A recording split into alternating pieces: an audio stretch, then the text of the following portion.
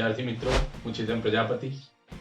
આજે આપણે police inspector 3/1/2021 ના પેપરના રિઝનિંગના કેટલાક પ્રશ્નો સમજવાના છે. આ અગાઉ આપણે મેથ્સના પ્રશ્નોનું A to Z ક્લિયરિંગ કરી લીધું છે. બધા જ પ્રશ્નો મૂકેલા છે. આજે આપણે ખૂબ જ મહત્વના રિઝનિંગના પ્રશ્નો સમજીએ. એની શોર્ટ ટ્રિક્સ મેથડ ખૂબ જ ઝડપથી સારી રીતે સાચા જવાબો કેવી રીતે લાવી શકાય એ સમજવા પ્રયત્ન કરીએ. તો ચાલો શરૂ કરીએ. મિત્રો, અહીં એક જે પ્રશ્ન આપેલો છે 201 થી 204 નંબરનો પ્રશ્ન છે. આનો અર્થ 4 પ્રશ્નો એક સાથે આપેલા છે. એના જવાબ તમે લાવી શકો તો 4 માંથી 4 માર્ક્સ તમને મળી શકે. જે કોડિંગ ડીકોડિંગનો પ્રશ્ન છે, સાંકેતિક ભાષામાં કેટલાક વાક્યો આપેલા છે, એના કોડ પણ આપેલા છે અને તેના અનુસંધાનમાં 4 પ્રશ્નો પૂછેલા છે. આ પ્રકારનો પ્રશ્ન ખૂબ જ મહત્વનો છે કારણ કે એક સાથે 4 પ્રશ્નો તમને એનો જવાબ તમે લાવી શકો છો. તો કેવી રીતે જવાબ લાવવાનો છે તે સમજવા પ્રયત્ન કરીએ. ટૂંકમાં જે જુદા જુદા શબ્દો છે એના કોડ ઓપ્શનમાં આપેલા છે. એટલે 4 પ્રશ્નો છે, આપણે મોટાભાગના કોડ શોધી લઈએ આમાંથી. તો આવા પ્રકારના પ્રશ્નમાં શું કરવાનું છે તે થોડું કોન્સન્ટ્રેશન રાખજો. સૌ પ્રથમ જે શબ્દો કોમન તમને દેખાય એના કોડ આપણે શોધી લઈએ, જેથી આપણો જવાબ ખૂબ જ ઝડપથી આવી શકે. જેમ કે તમે નજર કરી શકો છો કે અહીં નાઇસલી છે, તો બીજી ક્યાંય નાઇસલી છે, તો અહીં પણ નાઇસલી છે. નાઇસલીને આપણે રાઉન્ડ કરી દઉં છું. નાઇસલીનો કોડ કયો હોઈ શકે? હું રાઉન્ડ કરી. તો જે પ્રથમ વાક્ય છે, ત્રીજું વાક્ય, એમાં કોમન શબ્દ કયો છે તમે જોઈ શકો છો. અહીં કા છે તો અહીં નથી, કુ તો એ પણ નથી, એમ એ તો એમ એ અહીં બંને જગ્યાએ કોમન છે. માટે આ માં કોડ કોનો થયો મિત્રો? નાઇસલી. તો આ રીતે આપણે કોડ શોધી શકીએ. હવે જે ઓપ્શન આપેલા છે એમાં પણ આપણે નજર કરી શકીએ કે નાઇસલી ક્યાંય છે, તો હા, 204 ના પ્રશ્નમાં નાઇસલી માટેનો સંકેત માંગ્યો છે. તો તરત જ આપણો જવાબ આવી જાય કે માં, એ ઓપ્શન બી આપણો આન્સર થઈ ગયો. ચાલો તે જ પ્રમાણે આપણે બીજો કોડ શોધવાનો પ્રયત્ન કરીએ. ચાલો, બીજો કયો શબ્દ તમને કોમન દેખાય છે તે તમે જોઈ શકો છો. જેમ કે અહીં ઓલ છે, તો અહીં પણ ઓલ છે, અહીં પણ ઓલ છે. બરાબર? પ્રેક્ટિસ થયા પછી ઝડપથી તમે આવા જવાબ લાવી શકો. તો ઓલ પ્રથમ વાક્યમાં પણ છે, બીજા વાક્યમાં પણ છે અને ચોથા વાક્યમાં પણ છે. તો પહેલા, બીજા અને ચોથામાં કોમન શબ્દ કયો છે તે શોધવા આપણે પ્રયત્ન કરીએ. કા છે તો અહીં નથી, કુ તો એ પણ નથી, એચી તો એચી અહીં પણ છે અને ચોથામાં પણ એચી શબ્દ છે. એચી કોડ કોનો થયો મિત્રો? એચી જે શબ્દ દેખાય છે તે કોનો કોડ થયો? ઓલનો કોડ આપણને મળી ગયો તરત જ. બરાબર? તો આ પ્રમાણે શોધી શકીએ. તો ઓલ માટેનો અહીં ઓપ્શનમાં કોઈ છે નહીં, તો આગળ વધીએ. ચલો, એ પછી નો શબ્દ આપણે શોધવા પ્રયત્ન કરીએ.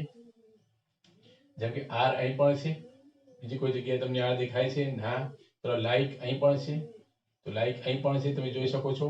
બીજા વાક્યમાં અને ચોથા વાક્યમાં કોમન શબ્દ લાઈક છે, તો તેનો આપણે શોધવા પ્રયત્ન કરીએ.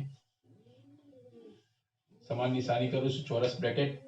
બીજામાં અને ચોથામાં શું કોમન છે તમે જોઈ શકો છો? એસઆઈ, તો એસઆઈ પણ કોમન છે. બીજો કોઈ શબ્દ નથી, જોઈ લેવો પડે સાથે સાથે. એફઓ તો નથી, ટીઓ તો નથી. તો આ પ્રમાણે આપણને મળી શકે. એ ઉપરાંત તમે આમ પણ જોઈ શકો, જેમ કે અહીં તમે એફઓ દેખાય છે, અહીં પણ એફઓ. તો આ બંનેમાં કોમન શબ્દ બીજો કયો છે તે તમે જોઈ શકો છો? અસ છે. એટલે અસનો કોડ કયો થશે? એફઓ થઈ જશે. આ પ્રમાણે મળી શકે. જેમ કે હું અંડરલાઈન કરું છું, તો એફઓ કોડ કોનો મળશે મિત્રો? અસ.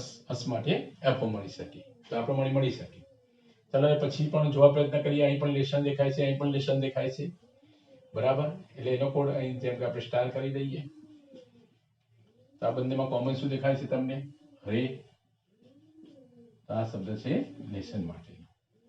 તો આ પ્રમાણે તમને બધા શબ્દો મળી શકે. બાકી વધે છે તે એના સિવાયના જે વધે તેમ, જેમ કે હ્યુમન્સ માટેનો કોડ કયો આવશે મિત્રો? જીઓ આવી શકે. તરત ખ્યાલ આવી જાય. ટીચ શબ્દ અલગ છે, ટીચ માટેનો પીઓ શબ્દ આવી શકે. આર માટેનો શબ્દ કયો આવશે? ટુ શબ્દ આવશે. અને સ્પીક ટુ માટે આવશે કાકુ. તો આ પ્રમાણે મળી શકે. હવે આપણે પ્રશ્નો તરફ નજર કરીએ કે આપેલ ભાષામાં આર નો સંકેત કયો છે. ચલો, આર નો સંકેત કયો છે તરત આપણને મળી જાય છે. ટુ જવાબ આવશે. એટલે ઓપ્શન બી આપણો આન્સર થશે.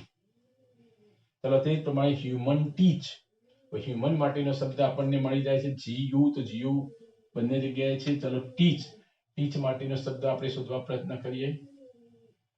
ટીચ શબ્દ અહીં ક્યાં આપેલો છે? હા, તો પીઓ, તો જીયુપીઓ.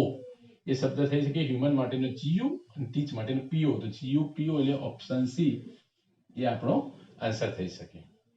ચલો તે જ પ્રમાણે speak to me. Speak to me, ચલો સ્પીક ટુ માટેનો શબ્દ કાકુ મળી જાય છે. કાકુ અહીં દેખાય છે, તમે જોઈ શકો છો. તો કાકુ ક્યાંય નથી. આનો અર્થ ડી ઓપ્શન આપણો આન્સર થશે, ઉપરના પૈકી કોઈ નહીં. ચલો નાઇસલી માટેનો શબ્દ આપણે શોધી દીધો છે. શરૂઆતમાં માં આવે.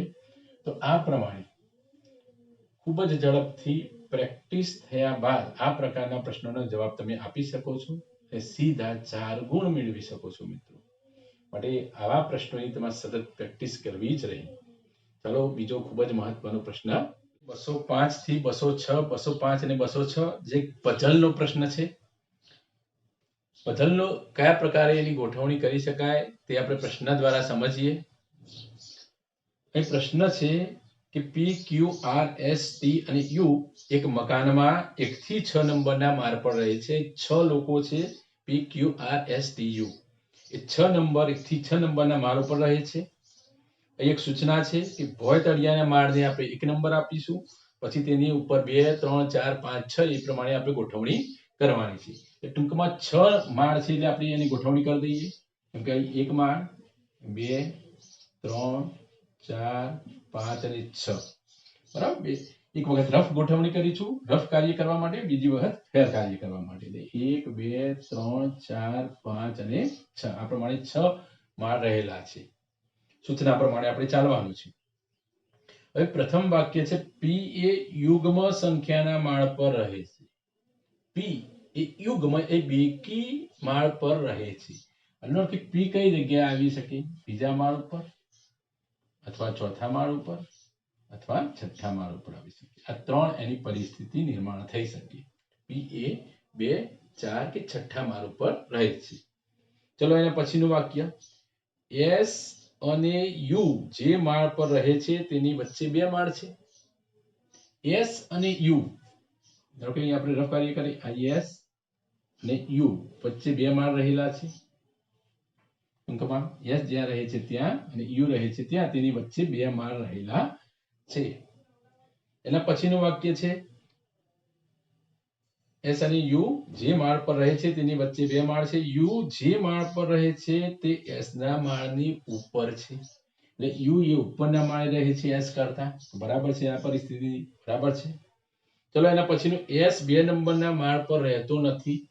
આનો અર્થ કે S અહીં રહી શકતો નથી, બીજા નંબરના માળ ઉપર રહેતો નથી. તો S ક્યાં રહી શકે એ પરિસ્થિતિ આપણે વિચારી શકીએ. S 1 નંબરના માળ ઉપર રહી શકે અથવા 3 નંબરના માળ ઉપર રહી શકે. તો આવી પરિસ્થિતિ નિર્માણ થઈ શકે. અહીં પૂરેપૂરું કોન્સન્ટ્રેશન રાખજો.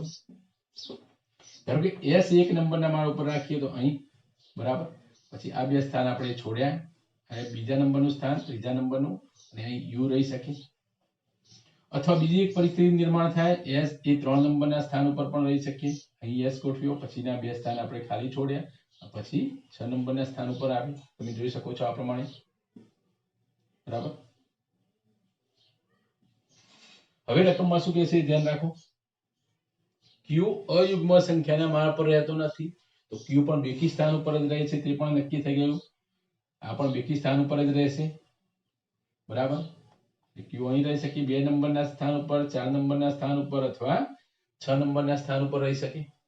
હવે રકમનું વાક્ય છે R એ U ના માળની નીચેના કોઈ માળ પર રહેતો નથી. R એ U ના નીચેના માળ પર રહેતો નથી.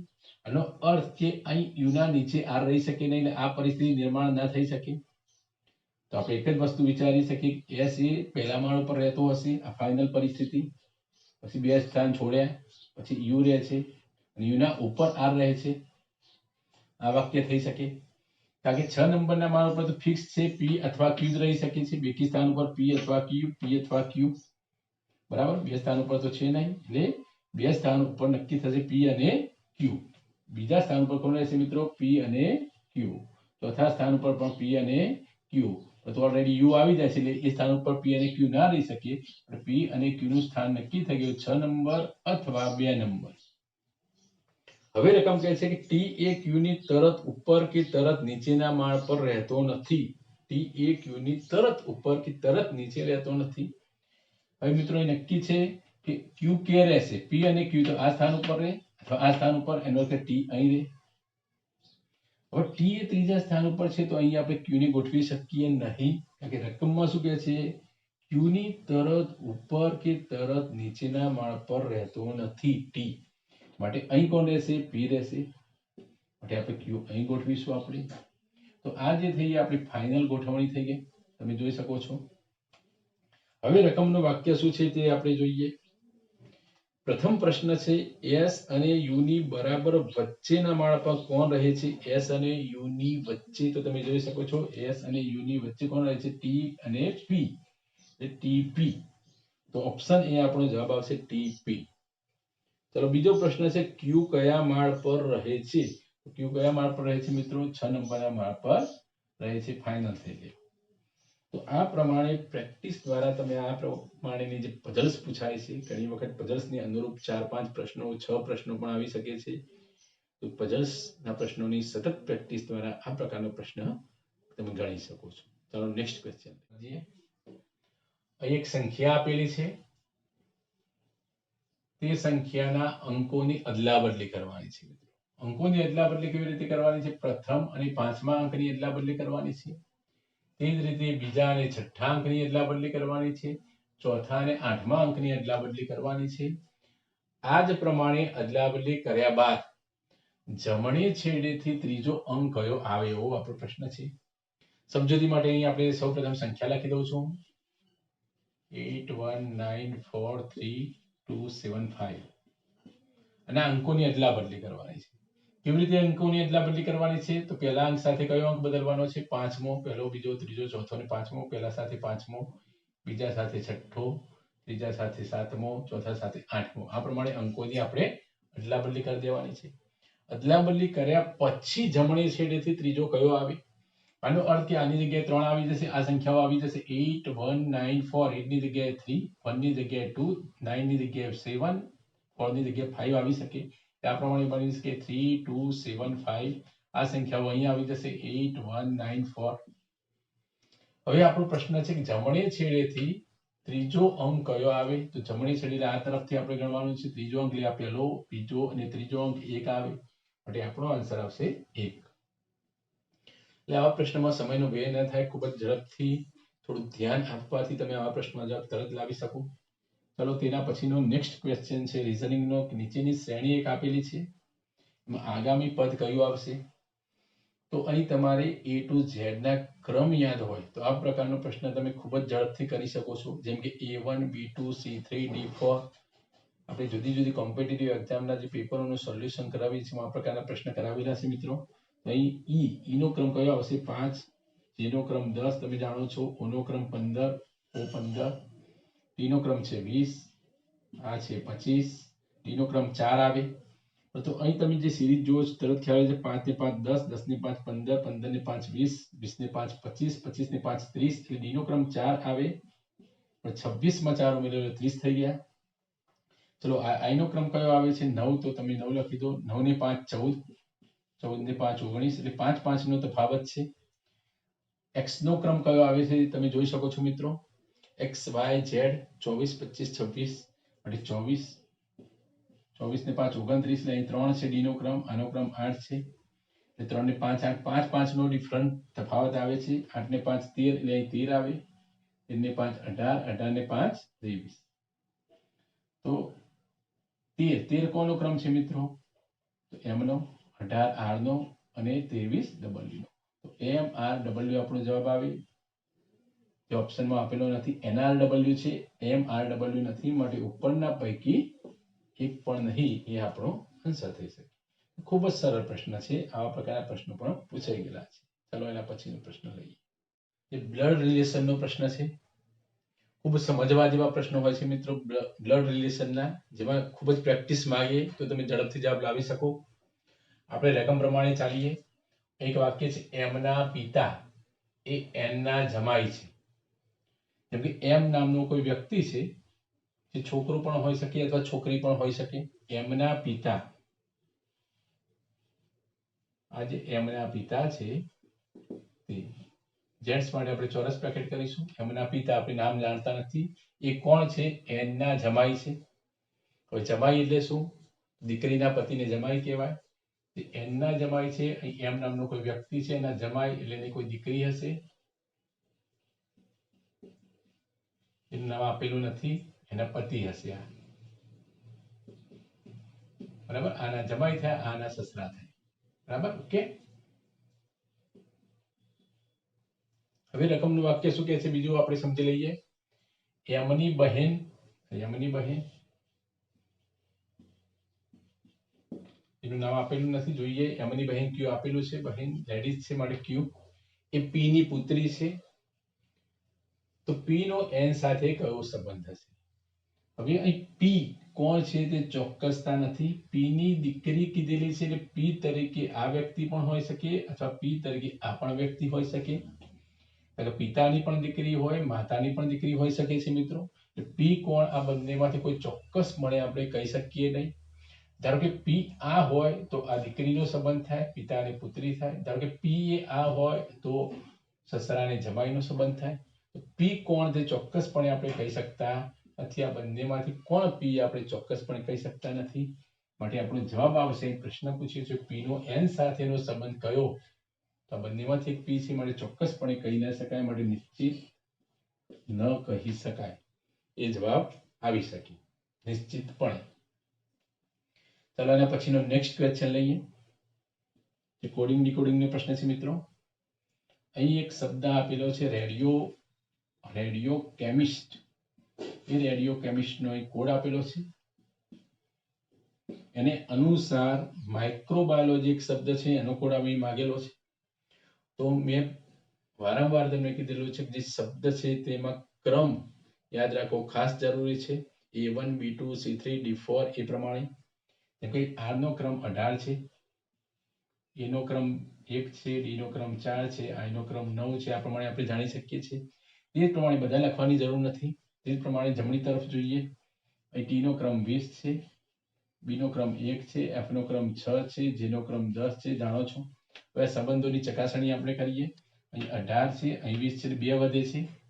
અહીં 1 છે, અહીં B2 આવે 2 છે, 1 વધે છે. અહીં 4 છે, 6 છે, 2 વધે છે. અહીં 1 વધે છે. તે પ્રમાણે તમે જોઈ શકો છો દરેકમાં.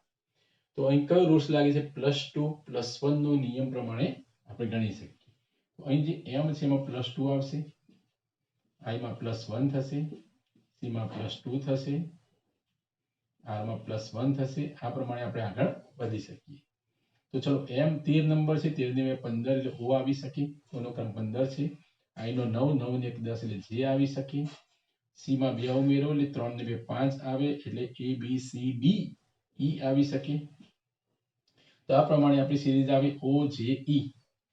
હવે સાથે સાથે આપણે ઓપ્શન તરફ પણ નજર કરવાની છે. O J E કોઈમાં દેખાય છે તો અહીં O J D છે, અહીં પણ O K D છે, અહીં O K D. માટે આ ત્રણે ના આવી શકે. ચોથો ઓપ્શન ઉપરના પૈકી એક પણ નહીં, એ આપણો આન્સર થાય.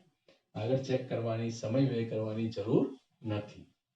તો આ પ્રમાણે ટ્રિક્સ અને ટિપ્સ સાથે જો તમે અભ્યાસ કરો તો આ પ્રકારના પ્રશ્નોના જવાબ તમે ખૂબ જ સરળતાથી, સહજતાથી, ઝડપથી, સમયનો વ્યય કર્યા સિવાય તમે લાવી શકો.